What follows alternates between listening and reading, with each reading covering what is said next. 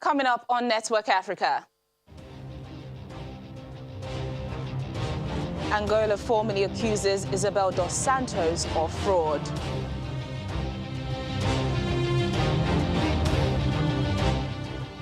Zimbabwean doctors agreed to end a prolonged strike after accepting a funding offer from a billionaire.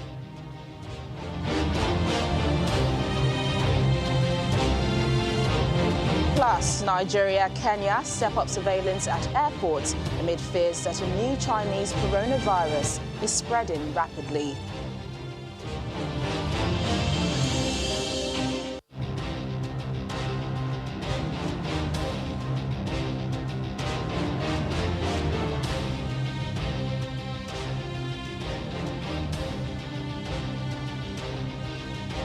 Hello and welcome to the program. I'm Teniola Shoboale. Africa's richest woman, Isabel dos Santos, has been formally accused of embezzlement by prosecutors in Angola. Attorney General Hilda Peter Gross says the allegations are related to her time as chairwoman of state-owned firm Senegal. Several other people have also been accused alongside Ms. dos Santos. Mr. Peter Gross says an international arrest warrant would be issued for all the suspects who all live abroad if they fail to present themselves to Angolan authorities. Documents leaked this week allege that Ms. dos Santos, the daughter of former President José Eduardo dos Santos, built her $2.1 billion fortune by exploiting her country and through corruption. She denies the allegations. Meanwhile, a banker implicated in the embezzlement and money laundering case has been found dead in Lisbon. Nuno Ribeiro da Cunha managed the account of oil firm Senegal, formerly chaired by Ms. dos Santos, at the small Portuguese lender Eurobic. He was found dead at one of his properties in Lisbon. A police source says everything points to suicide. Now, Zimbabwean doctors have agreed to return to work after accepting a funding offer from a billionaire, ending a prolonged strike. The strike over pay and poor conditions lasted more than 4 months, paralyzing the country's health sector. Last year, Zimbabwean telecoms billionaire Strive Masiyiwa tabled an offer to break the impasse. Mr. Masiyiwa said he would set up a $100 million Zimbabwean dollar fund. He said this fund will pay up to 2,000 doctors a subsistence allowance of about $300 a month to help them with transport and living costs. Joining us now is Zimbabwean journalist Nigel Yamatumbu to discuss more on this story. Hello, Nigel. Thanks for joining us on the program. I imagine this is a relief to the doctors and even all those affected by the strike. What has been the response to this bailout by billionaire Masiyiwa? Telecommunications giant Econet, owned by Strive Masiyiwa, is indeed a temporary measure to try and end an impasse between the government of Zimbabwe, the biggest employer in the health sector, and some of the health workers, particularly senior doctors, who have since called off their industrial action as the bailout package is expected to, for now, ease the tensions and for now act as a relief measure to these doctors. Whether that would actually then translate into the generation of a long-term solution, the jury is still out. But as of now, at least the senior doctors have said they're going back to work, and that there is a framework for engaging with government. Will help us understand how this funds will be allocated and the measures put in place to ensure even distribution. The funds, as far as the official communication is concerned, will directly be channeled to the doctors. So what government essentially will do is to provide the list of the doctors, the health workers that are going to be benefiting from this package. Because remember, it is also going to include some relief around their communication and the package which also include smartphones and other gadgets and so on. So government is simply just going to be playing a facilitatory role. Otherwise, as far as these funds are concerned, they are going to be channeled from the benefactor to the beneficiaries directly. Well, we know that the funding is for 6 months. Nigel, what happens after that period? Well, like I said, the jury is still out. Whether after 6 months the government would have money, or whether after 6 months we will have any concrete framework or solution to ending this impasse, this long crisis, it's yet to really be seen. For now, well, we know it's a temporary stopgap measure. Hopefully, government will be able to generate the much needed foreign currency, not just to end the strike with the doctors, but also critically to solve the long-standing economic challenges that the country is facing. So yes, well, this is a welcome development. One would hope that this would translate into pragmatic, practical solution for the country going forward. All right, then Zimbabwean journalist Nigel Yamatumbu speaking to us there from Harare. Still on health issues, Nigeria, China's top African trading partner, has begun using temperature monitors to check passengers arriving at Lagos Airport amid fears that a new Chinese coronavirus is rapidly spreading. 17 people have died so far, and there are more than 500 confirmed cases of the virus, which has spread from Wuhan to other Chinese cities, including Beijing and Shanghai, as well as the United States, Thailand, South Korea, and Japan. Nigeria has begun screening passengers arriving into Lagos Airport as fears increase that China's deadly new coronavirus is rapidly spreading.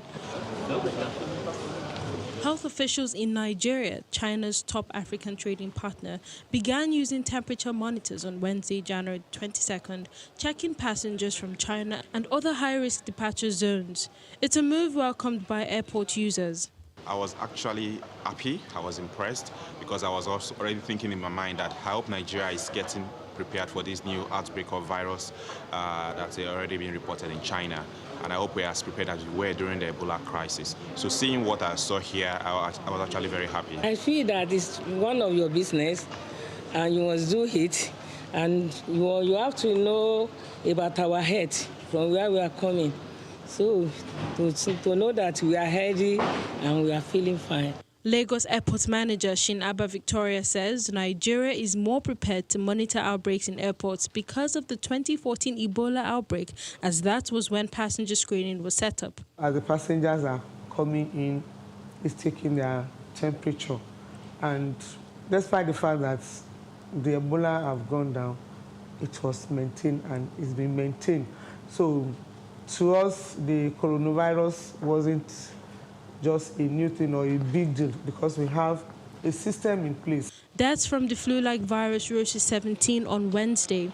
The previously unknown coronavirus strain is believed to have emerged from an animal market in a central Chinese city. Officials suspect it originated from illegally traded wildlife. Meanwhile, Kenya's Ministry of Health has also heightened surveillance at all ports of entry and screening of passengers for coronavirus, which has so far infected at least 500 people. Lots of people travel from China to Kenya for business. Every week, Kenya's national airline, Kenya Airways, operates 2 non-stop flights between Nairobi and Guangzhou. Coronavirus has caused alarm because of the genetic similarities to severe acute respiratory syndrome, SARS, which killed hundreds of people globally in 2002 to 2003. Chinese authorities are asking people to stop traveling in and out of Wuhan, the city at the center of the new virus, which has spread to several Chinese provinces, as well as the US, Thailand, and South Korea. The World Health Organization is set to determine whether the outbreak should be classed as an international health emergency. To politics now, tensions are still high in Guinea over the legislative elections. The opposition's call for protest in Guinea this week passed off relatively peaceful in the capital after months of huge demonstrations and some violent clashes. This comes less than a month before elections that the opposition are boycotting. Apart from a few incidents on Tuesday and Wednesday, Guinea's capital city was fairly calm despite the opposition's call for protest to stop the president from seeking another mandate. There have been weekly demonstrations since October 2019 by a coalition of opposition parties, the civil society and the FNDC, National Front for the Defense of the Constitution, who are opposed to the changes in the Constitution that could allow President Alpha Condé to run for a third mandate. All the problems we are having are because of the scrapping of the Constitution, because of the third mandate. It comes down to the movement, and the president, Alpha Condé, needs to stop all of this interference with our Constitution. Tens of thousands of people had joined the FNDC marches last December. This year, the opposition called on neighborhoods to hold protests in their own communities, leading to pockets of violence. In the early hours of Wednesday morning, a dozen cars were set alight in the ruling party stronghold of Matam. The opposition have called on voters to boycott next month's legislative elections unless the president openly rejects running for a third term. At least 5 parties have said they will not run in the February 16 parliamentary elections. I think instead of boycotting the elections, it is better to go through the ballot box. That is the best weapon for everyone. President Condé's second and final 5-year term expires in 2020, but the 81-year-old leader has refused to rule out running again. He asked his government last month to look into drafting a new constitution, raising concerns that he might use it as a reset button on his presidency and run again. For years, opposition troops in South Sudan have been fighting against their government counterparts in violent clashes throughout the western Equatorian region of South Sudan. But now they are celebrating the beginning of a journey that will see them gradually come together with their former foes as part of a newly unified security force and as part of the peace process. The soldiers are excited about the prospect of a better future for their families and their country. They dance, sing and parade proudly together before gathering up their belongings and boarding trucks at the cantonment site where they have been waiting for the call-up to head to a new joint training center in Maridi. The 500 opposition troops make the long journey to join the same number of soldiers from Brigade 16, Division 6 of the South Sudan Defense Force. The commander of the government-controlled forces describes the move as historic in the South Sudan security forces. The forces of SSPDF has really responded to the call of the national West. The nation call is our obligation, and it is a mandate to the SSPDF to have this as their own task, and it is actually the will and the reorganization of the SSPDF for the integrity of this nation, for the protection of this nation, especially the national constitutions. The decision to reunify security forces was part of the peace agreement signed by parties to the conflict in September 2018. However, the process of reunification has been sluggish and there are still significant challenges to be overcome. The two issues, basically. One is political will, the political will of the leaders, but also the military themselves to actually let their forces go to the cantonment sites and then onto the training sites. That's one thing. The second thing is to make sure that they have the right supplies and resources there. There's been money made available. Sometimes it hasn't been enough. Other places there's been food shortages. There needs to be a much more organised strategy to make sure that the sites have the right resources available so that they're able to function effectively. Despite the difficulties, The head of UNMISS says any progress made towards reunification will build trust and confidence. Forces come together. They're not going to come together overnight. Let's face it, they've been fighting together for years, and to expect them to come together all of a sudden and make up and be, a perfectly formed force is unrealistic. But it's a process, and the more that we have confidence from the leadership to make sure that these people are sent to the sites, the more that people see these forces being together, perhaps sharing the same uniform and being deployed together eventually, that will give them the confidence to know that the country is on the right tracks and is moving forward. The reunification of forces was supposed to be fully completed before the formation of a new transitional government. This is unlikely to happen in time to meet the February 22nd deadline agreed by the parties. Still to come on the program. Forces of Libyan General Khalifa Haftar threaten to target any civilian or